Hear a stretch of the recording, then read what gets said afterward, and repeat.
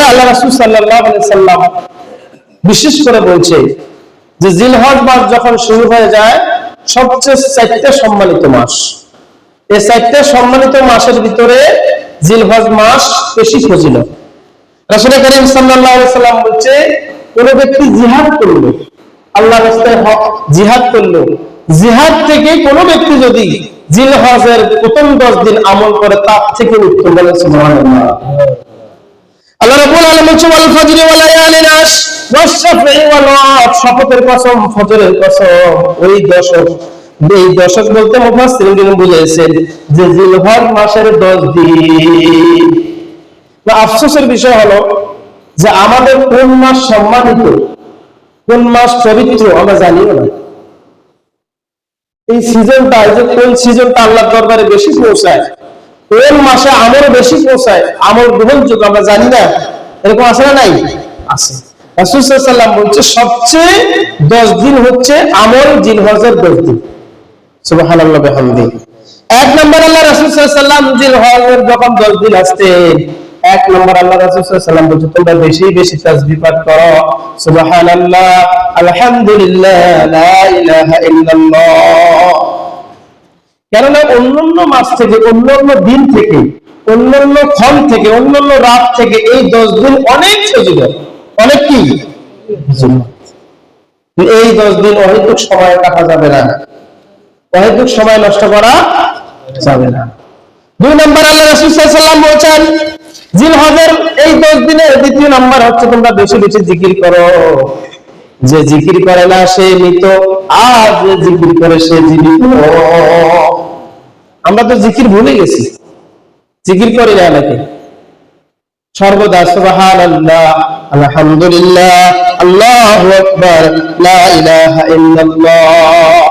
3 নম্বর আল্লাহ রাসূল সাল্লাল্লাহু আলাইহি সাল্লাম বললেন, জিলহজের প্রথম 10 দিন ঈদের দিন ছাড়া 9 দিন আল্লাহ রাসূল সাল্লাল্লাহু আলাইহি সাল্লাম রোজা রাখতেন। কিন্তু আমরা রাসূল সাল্লাল্লাহু আলাইহি সাল্লামের উম্মত হয়ে রোজা রাখি না। সবচেয়ে উত্তম হচ্ছে রাসূল সাল্লাল্লাহু আলাইহি সাল্লাম বলছে, জিলহজের এই 9 দিন তোমরা কি থাকো? রোজা থাকো, ঈদের দিন ছাড়া। আমরা কয় দিনে থাকি? এখন এমন একটা সময় হয়েছে যে আমরা বুঝি না রোজা কি। রাসূল সাল্লাল্লাহু আলাইহি সাল্লাম আশুরা রোজা রাখতেন এবং সোমবার, বৃহস্পতিবার রোজা রাখতেন। রাসূল সাল্লাল্লাহু আলাইহি সাল্লাম জিলহজের এই 9 দিন রোজা রাখতেন এবং রাসূল সাল্লাল্লাহু আলাইহি সাল্লাম আরাফাতের দিন রোজা রাখতেন। এরপর আল্লাহ রাসূল সাল্লাল্লাহু আলাইহি সাল্লাম বললেন, 5 নম্বরে বলেন আল্লাহ রাসূল সাল্লাল্লাহু আলাইহি সাল্লাম, জিলহজের আরেকটি আমল হচ্ছে যে দিন আরাফাতের দিন লক্ষ লক্ষ হাজী সমবেত হবে, সেই দিন তোমরা রোজা থাকো। কেননা সিয়ামু ইয়াউম আরাফা আয়াহতাসিব, অর্থাৎ কোন ব্যক্তি যদি একদিন এই আরাফাতের দিনে রোজা রাখে, তাহলে তার 1 বছরের গুনাহ মাফ হয়ে যায়। সুবহানাল্লাহ, কত গুনাহ করতেছি আমরা।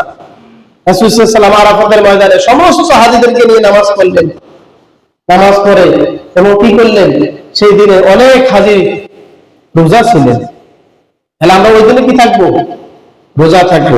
এরপর আল্লাহ রাসূল সাল্লাল্লাহু আলাইহি সাল্লাম বলছে আরেকটি আমল হচ্ছে জিলহজের, সেটি হলো তাকবীর, তাশরিক দেওয়া, আল্লাহু আকবার, আল্লাহু আকবার, লা ইলাহা ইল্লাল্লাহ, আল্লাহু আকবার, লিল্লাহিল হামদ। সাহাবাগণ যখন জিলহজ মাস আসতেন তখন বাজারে যাইতেন। বাজারে গিয়ে, এখন তো আমরা কি করি? ভয় পাই। দিনের দাওয়াত দিতে কি করি? ভয় পাই। দোকানে যাই, যখন দাওয়াতি কাজ করি তখন ভয় পাই, না জানি ব্যবসায়ী কি বলবে, না জানি অমুক নেতা কি বলবে। অথচ সাহাবা কেরাম বাজারে যাই এই তাকবীর গুলো বেশি বেশি দিতেন। আপনি সৌদি আরবে এখনো দেখেন, এই সিজনে ছোট ছোট ক্যাসেট, ছোট ছোট রেডিওতে, প্রত্যেক বাসাতে এই তাকবীর দিচ্ছে তারা, আল্লাহু আকবার, আল্লাহু আকবার, লা ইলাহা ইল্লাল্লাহ, আল্লাহু আকবার, লিল্লাহিল হামদ দিতে অসুবিধা নেই। মনে রাখবেন, মানুষের সবচেয়ে বড় শয়তান হচ্ছে ইবলিস। ইবলিস প্রথম আল্লাহ যে কোনো কাজে, ভালো কাজে বাধা দেয়, ঠিক কি না? যে আল্লাহু আকবার, আল্লাহু আকবার বলতেছেন, এগুলো শয়তানের প্রথম বাধা হচ্ছে আল্লাহু আকবার না বলা। জিলহজ মাসের শুরুতে বলেন, এরপর আল্লাহ রাসূল সাল্লাল্লাহু আলাইহি সাল্লাম বলছেন, জিলহজ মাস যখন শুরু হয়ে যায় তোমরা কি করো? নয়, যখন জিলহজ মাসের চাঁদ উঠে যায়, চাঁদ উঠার পরে যাদের জন্য কোরবানি দেওয়া ওয়াজিব, তারা যেন হাতের শরীরে কোনো পশম তারা কর্তন না করে, অর্থাৎ নখ কাটা যাবে না, মোষ কাটা যাবে না, মোষ কাটা যাবে না, শরীরের অঙ্গ প্রত্যঙ্গের কোনো কিছু পশম ধরা যাবে, যাদের জন্য কোরবানি দেওয়া ওয়াজিব। যেই দিন চাঁদ উঠবে জিলহজ মাসে, সেই দিন থেকে কোনো কিছু কর্তন করা সাধারণ মানুষ এই আমলটি করতে পারবে, সাধারণ মানুষটি এই আমলটি কি করতে পারবে, করতে পারবে। এরপর আল্লাহ রাসূল সাল্লাল্লাহু আলাইহি ওয়াসাল্লাম হচ্ছে জিলহজ মাসের আরেকটি আমল হচ্ছে 9 জিলহজ থাকে 13 জিলহজ, 9 জিলহজ ফজর থেকে 13 জিলহজ আসর পর্যন্ত তাকবীরে তাসবিহ দেওয়া, আল্লাহু আকবার আল্লাহু আকবার লা ইলাহা ইল্লাল্লাহ আল্লাহু আকবার ওয়ালিল্লাহিল হামদ। প্রত্যেক নরনারী দিতেই হবে। ফজরের নামাজের পরে, ফরজ নামাজের পরে, প্রত্যেক নামাজের পরে এটা কি করতে হবে, দিতে হবে। আল্লাহু আকবার লা ইলাহা ইল্লাল্লাহ আল্লাহু আকবার লিল্লাহিল হামদ। এরপর আল্লাহ রাসূল সাল্লাল্লাহু আলাইহি ওয়াসাল্লাম বলছে, এরপর আমল হচ্ছে সবচেয়ে দোয়া হচ্ছে আরাফাতের ময়দানে দোয়া। যেদিন হাজিরা হজে যাবে, আরাফাতের ময়দানে যাবে, সেই দিন তোমরা হাজিদের সাথে হাত উত্তোলন করে আল্লাহর কাছে চাও।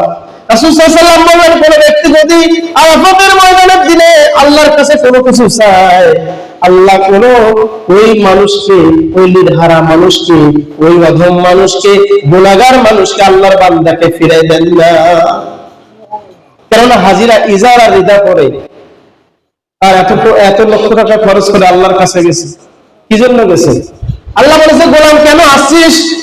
গোলাম আল্লাহর বান্দা আল্লাহকে বলে লাব্বাইক আল্লাহুম্মা লাব্বাইক, লাব্বাইক আল্লাহ আমি হাজির, আল্লাহুম্মা লাব্বাইক আল্লাহ আমি হাজির, লা শারিকা লাকা লাব্বাইক আপনার কোনো আমি শরীক করি না, অংশীদারিত্ব করি না, ইন্নাল হামদা ওয়ান নি'মাতা আপনার প্রশংসা করি, লাকা ওয়াল মুলক আল্লাহ বান্দারা, প্রত্যেক বান্দারা বলে কিনা ইজারা রিদা করে আল্লাহর কাছে চাচ্ছি। সারা জীবন গুনাহ করলাম, এখন আল্লাহর দরবারে আসছি। কাবা শরীফ যাওয়া মানে আল্লাহর দরবারে যাওয়া, আর রাসূল সাল্লাল্লাহু আলাইহি ওয়াসাল্লামের রওজা যাওয়া মানে রাসূলের কাছে যাওয়া। সুবহানাল্লাহ। একেবারে এখানে যে আপনি সিজদা দিবেন তা না, রাসূল সাল্লাল্লাহু আলাইহি ওয়াসাল্লামের রওজায় গিয়ে আপনি আল্লাহকে কেন্দ্র করে আপনি আল্লাহর কাছে চাইবেন, তবে রাসূল সাল্লাল্লাহু আলাইহি ওয়াসাল্লাম ছিলেন। রাসূল সাল্লাল্লাহু আলাইহি ওয়াসাল্লাম কি হবে? তাহলে আমরা জিলহজের এই আমলগুলো করব তো ইনশাআল্লাহ, ইনশাআল্লাহ। আর এখন থেকে আপনারা কুরবানির প্রস্তুতি নিন, যেন হালাল টাকা দিয়ে আপনি আল্লাহর জন্য কোরবানি করতে পারেন। এই যে আমরা ভুলগুলো আছি, এখন থেকে আপনারা শরীর ঠিক করে দেন, তাদের সাথে কোরবানি দিবেন, তার সাথে কোরবানি দিবেন, এই ব্যবস্থা করে নিন। এবং আপনার সবচেয়ে আপনি দোয়া করবেন যে আমার এই বছরের কোরবানিটা যেন আল্লাহর কাছে বেশি পছন্দনীয় হয়। প্রত্যেক বছর তো কোরবানি আমার হয় নাই, কিন্তু আমার কোরবানির ভিতরে একটু যেন আমার কি থাকে না, ত্রুটি থাকে না। এরপরে জিলহজ মাস এই তো শুরু হয়ে যাচ্ছে, আপনারা হাজিদের সাথে একসাথে আপনারা যে হাজিরা যে আমলগুলো করে আপনারা সেই আমলগুলো করে নিন। প্রিয় মুসল্লি হাজিরা, আপনারা জানেন যে মৃত্যু অতি নিকটে, তাহলে আমরা কেন মৃত্যুর কাছাকাছি নিয়ে আল্লাহর দরবারে কাঁদবো না, এই বাক্যগুলো পড়বো না? আমরা যদি একবার সুবহানাল্লাহ করি, হাবিবা রাদিয়াল্লাহু তাআলা আনহা বলেছে জান্নাতে একটা গাছ লাগানো। আখিরু দাওয়ানা আলহামদুলিল্লাহি আলামিন।